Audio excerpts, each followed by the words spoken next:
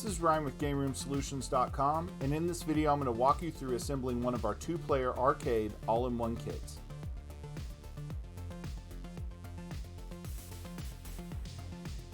So this is just a quick walkthrough or talk through of how to install this bundle on this Slim Arcade here.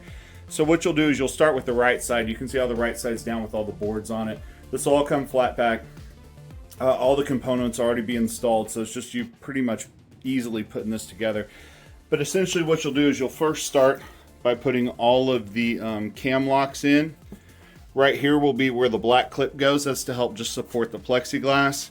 This right here is how far up or how far back you want your monitor. In most cases, where I have it right there, that second one from the front will be the best location. So you'll put all those in. Down here where you see these little 3 holes, this is going to be for this extra support bracket, so you could screw those in.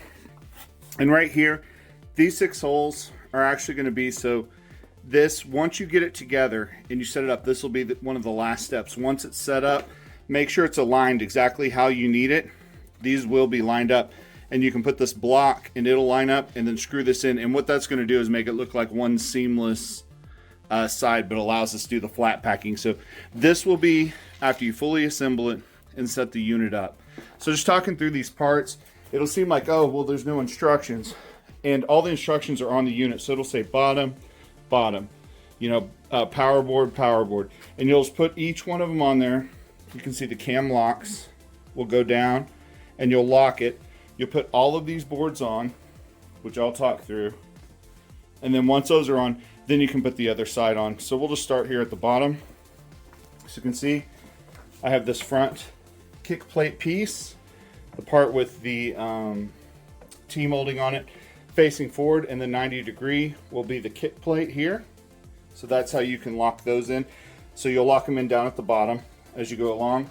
Then you have the actual bottom here, and again you can see where the support's going to be. So I already have it screwed in on that side. Once I put the other side on, then I can screw it in here just to make sure everything's lined up perfect and tight. The power board here, this should already be on here. I have it loose so I can talk through this, but this will already be on here as well. But just so you know how that goes, that's where the power is going to go. Let's click the unit on and off. So then you'll have your front board. Just make sure when you put it on that your graphics are facing the correct way. You have your bottom control panel board. You have your control panel front board. You have your control panel, and again, this will already be wired. It's just one cam, and the reason why is that it allows it to open up if you need to open it up once it's assembled. And you will, because on your amp it comes with double-sided tape. This is the best place to stick it, so if you open it up you can just easily adjust the volume. So make sure this is supported. See how I have it on the floor here? This board needs to be supported when there's just one cam in it, because it will break that cam off if you have it up on a table. So I have these back connector boards. I have one that has 1, a 2, and a 1 in those locations across the back. And what that is whenever you put the back doors on, you can just easily screw in with the thumb screws that come with it to put the back on. So I have the Plex support board. You can see it's notched out, so the Plex will sit in there. You will put your monitor on this VESA mounting board.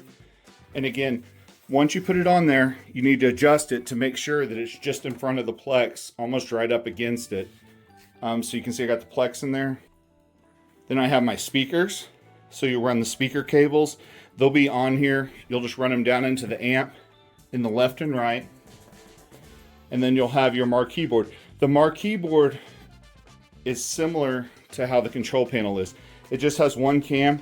That's what we call a breakaway too. So that way, once you put it on, you can see it'll go down on that bottom cam.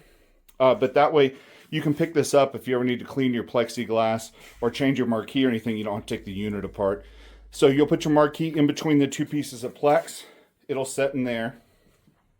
So from the marquee, you'll have one power cable coming down into your power connector. You'll have power from your monitor along with an HDMI cable to plug into the computer. You'll have power running from your amp. So essentially, you'll run those powers in. On the amp, the power is right here. You'll run your speakers left and right. You will have a 3.5 millimeter. Make sure it's plugged into the MP3 port, not into one of these two. Then you'll get your computer that's labeled. So off your control panel, you'll have two USB cables. So player 1, make sure it's in player 1, player 2, and player 2. Your audio is going to be that 3.5 millimeter cable running from the amp. Actually, that's the power cable. The 3.5 millimeter cable running from the amp into here, and the HDMI cable. This will have double-sided tape.